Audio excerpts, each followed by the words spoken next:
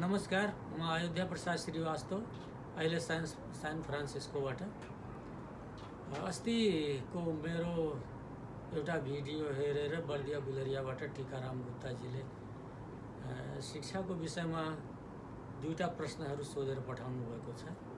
म त्यसैको उत्तर दिनको लागि अहिले प्रस्तुत भइरहेको छु। उहाँको प्रश्न कस्तो छ भनेपछि अमेरिकाका विद्यार्थीहरूले आपसमा जस्तो हाम्रो नेपालमा यो पार्टीका भातृ सङ्गठन भगिनी सङ्गठन आदि जस्ता चाहिँ भएर यसरी चुनाव लड्छन् कि लड्दैनन्, स्कुलहरूमा त्यो व्यवस्था छ कि छैन।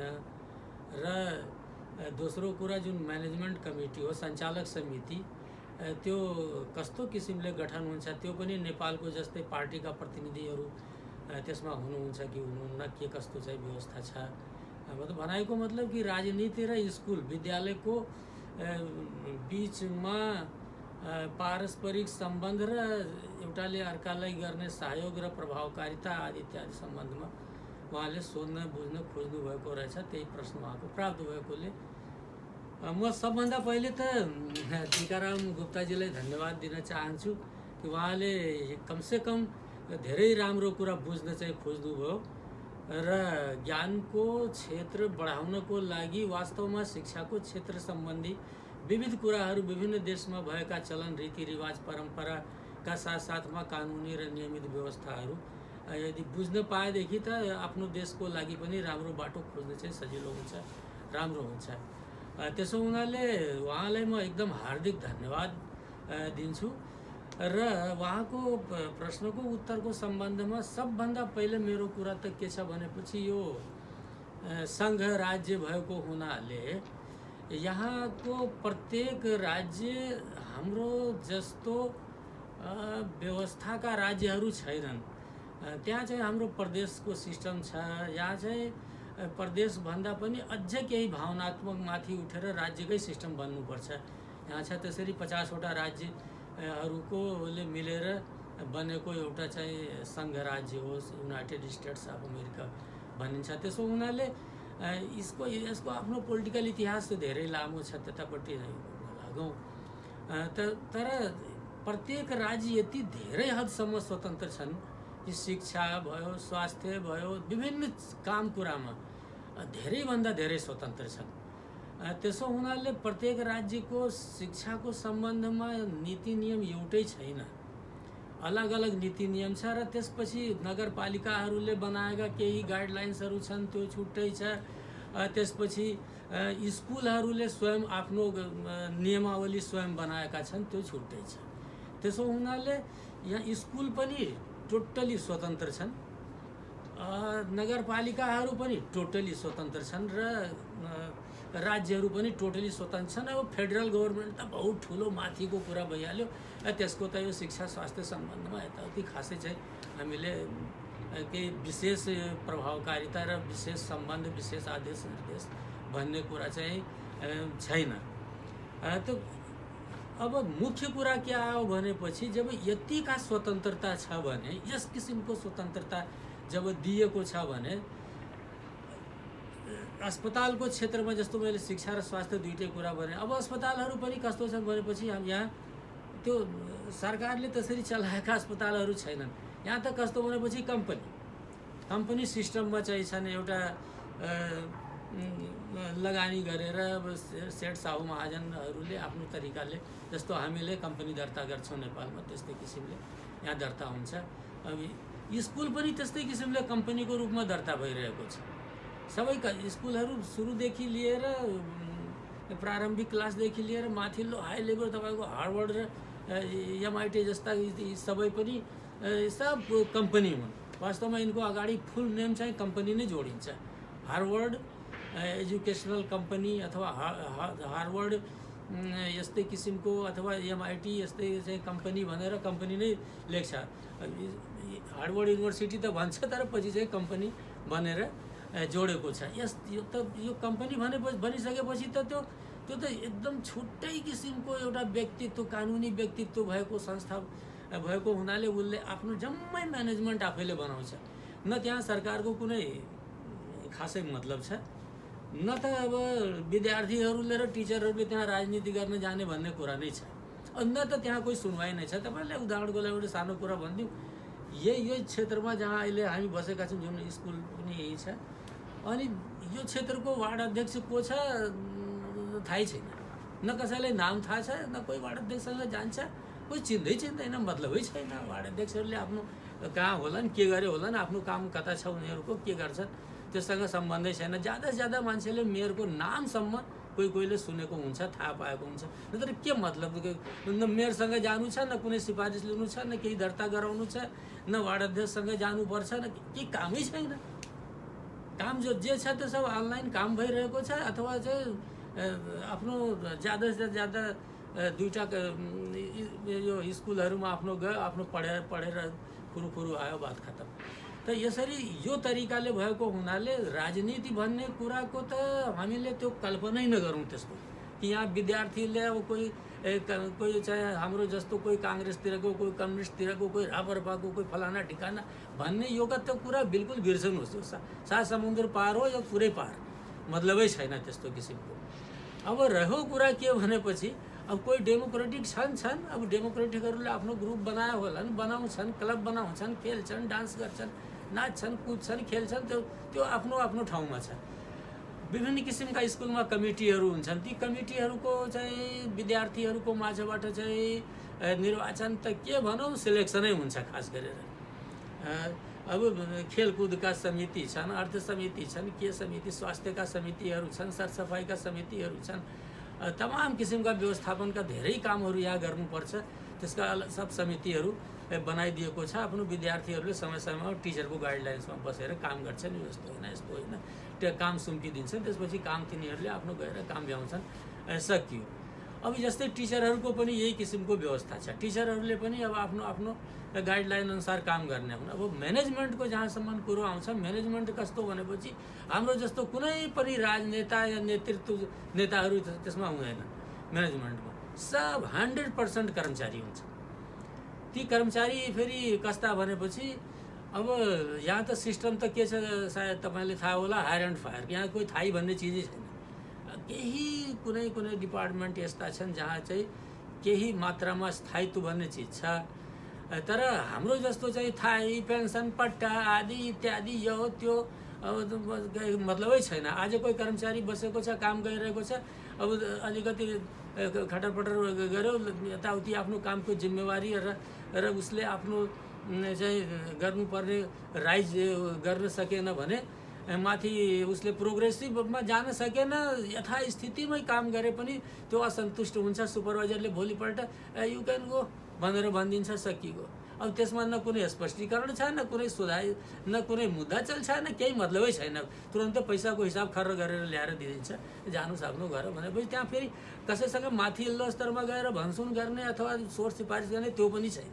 एउटा ठाउँबाट हट्यो, अर्को ठाउँमा गएर यो बिल्डिङबाट हट्यो, यहाँ गएर काम खोज्ने, त्यस्तो किसिमको व्यवस्था, त्यस्तो किसिमको यो देश हो, हायर एन्ड फायर भन्छ।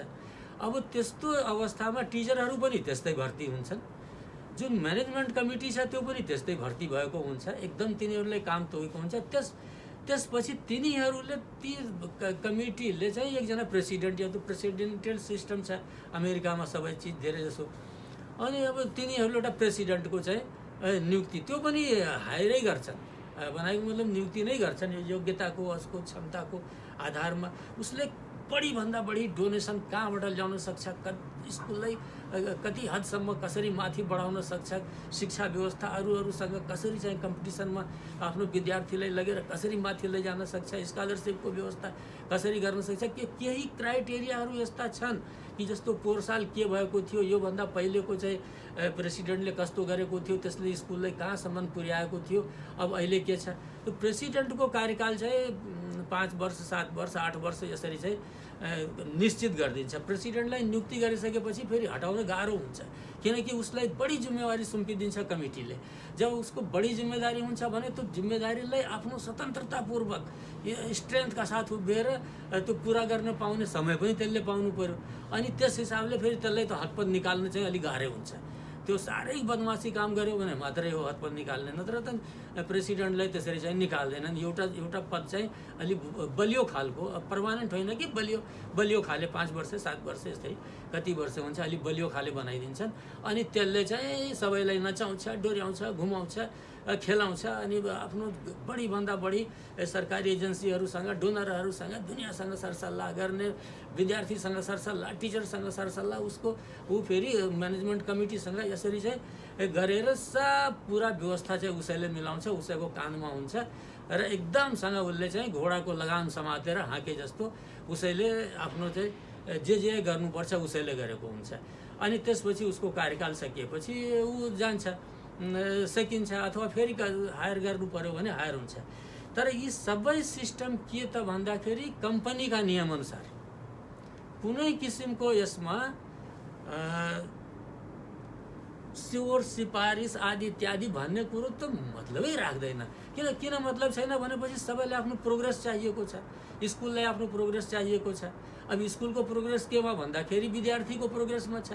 अब विद्यार्थीको प्रोग्रेस केमा हुन सक्छ भनेपछि टिचर राम्रो हुनु पर्यो।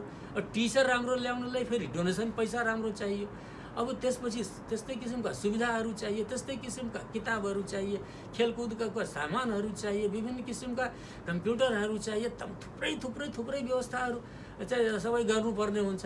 त सबै काम त एक अर्कासँग आबद्ध छ र एक अर्काले अर्कोलाई नसघाउने हो भने त त्यो स्कुल त सञ्चालनै हुन सक्दैन। त्यहाँ त पोलिटिक्स खेल्ने त फुर्सदै छैन।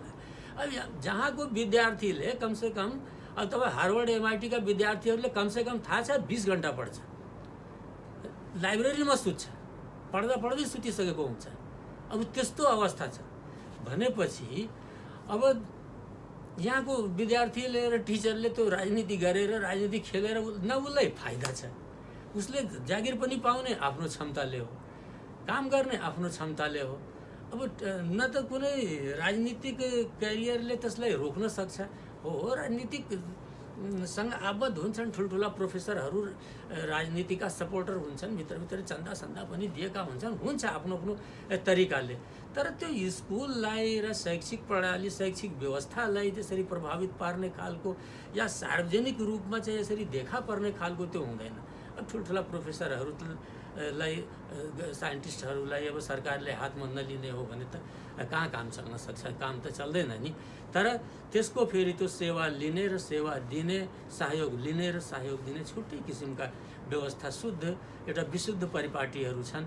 त्यस हिसाबले अब सरकारले जरुरत पर्यो भने ठुल्ठुला प्रोफेसरहरूलाई, विद्वानहरूलाई ल राजदूत बनाइदिने, फलानु बनाइदिने, ढमाको बनाइदिने, यस्तो व्यवस्था चाहिँ। यहाँ त मन्त्रीहरू पनि अब त कहाँ सांसद भएर चुनाव लडेर थोरै आउँछन्। यहाँ त न्यायाधीशहरू पनि त्यही किसिमले चाहिँ भर्ती हुन्छन्, सरकारी वकिलहरू पनि त्यही किसिमले भर्ती भएका हुन्छन्।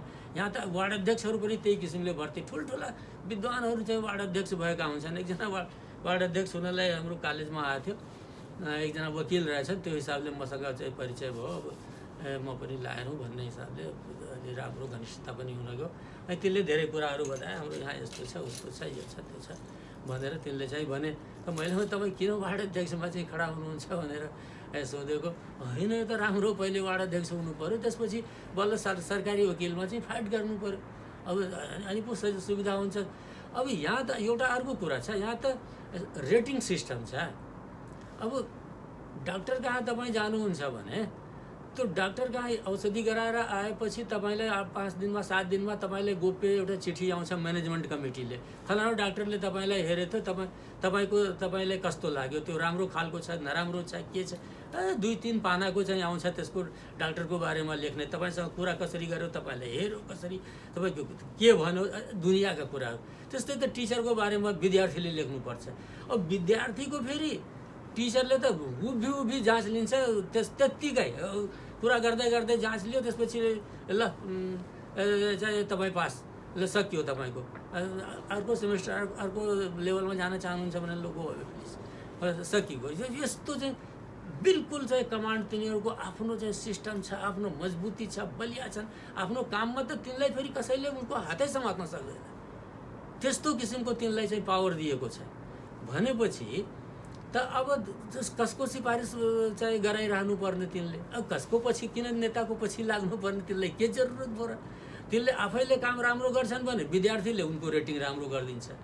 अब विद्यार्थीले रेटिङको राम्रो आधारमा विद्यार्थीको रेटिङको राम्रो आधारमा चाहिँ उनीहरू को अर्को मूल्याङ्कन हुन्छ। त्यसो हुनाले यो राजनीति भन्ने चिज आफ्नै तरिकाको चल्छ यहाँ, र शिक्षा स्वास्थ्य आदि इत्यादि संस्थाहरू आफ्नै तरिकाले जान्छन्। यसमा हाम्रो जस्तो सिस्टम त पटक्कै छैन। बाँकी कुरा अब धेरै कुराहरू छन्, यो बहुत लामो विषय भएको हुनाले मैले बहुत छोटकरीमा एउटा जनरली तपाईँको प्रश्नको उत्तर दिएँ। मलाई लाग्छ तपाईँको चित्त बुझ्यो होला र अरू सुन्ने साथीहरूको पनि चित्त बुझ्यो होला, सायद राम्रो लाग्यो होला। धन्यवाद, नमस्कार।